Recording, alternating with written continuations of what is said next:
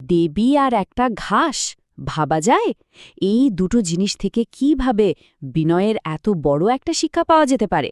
চলুন আজ পৌরাণিক কাহিনীর এক অসাধারণ গল্পে ডুব দেওয়া যাক। এমন একটা গল্প যা আমাদের শক্তির আসল মানেটা নতুন করে ভাবতে শেখাবে।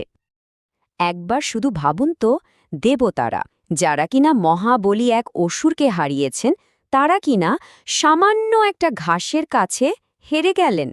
মানে এটা কিভাবে সম্ভব?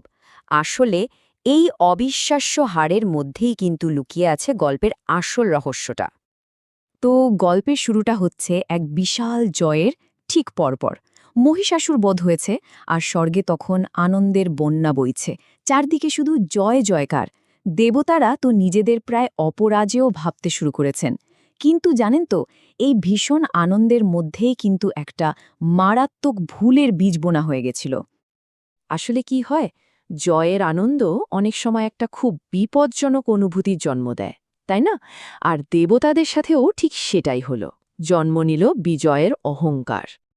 তাদের মাথায় একটা মারাত্মক চিন্তা ঢুকে গেল। তারা ভাবতে শুরু করল, আচ্ছা, দেবী যে শক্তিতে অসুর বধ করলেন, সেই শক্তিটা তো আসলে আমাদেরই দেওয়া। তারা একদম ভুলে গেল যে তারা শক্তির উৎস নয়, তারা ছিল শুধুমাত্র একটা মাধ্যম। দেখুন, অহংকারের জন্ম কিন্তু সব সময় কোনো না কোনো ভুল যুক্তি থেকেই হয়। চলুন তো একবার দেখি দেবতারা ঠিক কী এমন ভুল ভাবছিলেন যার জন্য তাদের এ অবস্থা হলো। তাদের যুক্তিটা ছিল অনেকটা এই রকম, যে দেবী দুর্গা তিনি তো ছিলেন স্রেফ তাদের সম্মিলিত শক্তির একটা আধার। মানে যেহেতু ব্রহ্মার বরে কোনো পুরুষ মহিষাসুরকে মারতে পারত না, তাই একজন নারীর প্রয়োজন ছিল। সোজা কথায় তাদের চোখে দেবীর ভূমিকা ছিল শুধু একটা বাহনের, এর বেশি কিচ্ছু না। ভাবা যায় কি সাংঘাতিক একটা ভুল। এবার দেবতাদের এই অহংকার ভাঙার জন্য স্বয়ং পরমেশ্বরী এলেন। কিন্তু তিনি কোনো অস্ত্র বা সৈন্য নিয়ে আসেননি। তিনি এমন একটা চ্যালেঞ্জ ছুড়ে দিলেন যা দেখতে ছিল একদম সাধারণ, কিন্তু আসলে ছিল অজেয়। তিনি দেবতাদের সামনে কি রাখলেন জানেন? সামান্য একগাছি ঘাস। হ্যাঁ, ঠিকই শুনেছেন। তাদের ওই বজ্র, অগ্নি আর ভয়ঙ্কর শক্তির বিরুদ্ধে দাঁড় করানো হলো এই তুচ্ছ জিনিসটাকে।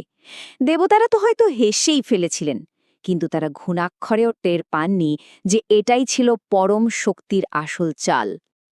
এরপর যা ঘটল সেটা এক কথায় অবিশ্বাস্য।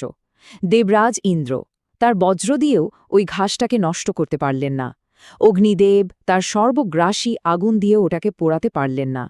পবনদেব তার সমস্ত শক্তি দিয়েও ঘাসটাকে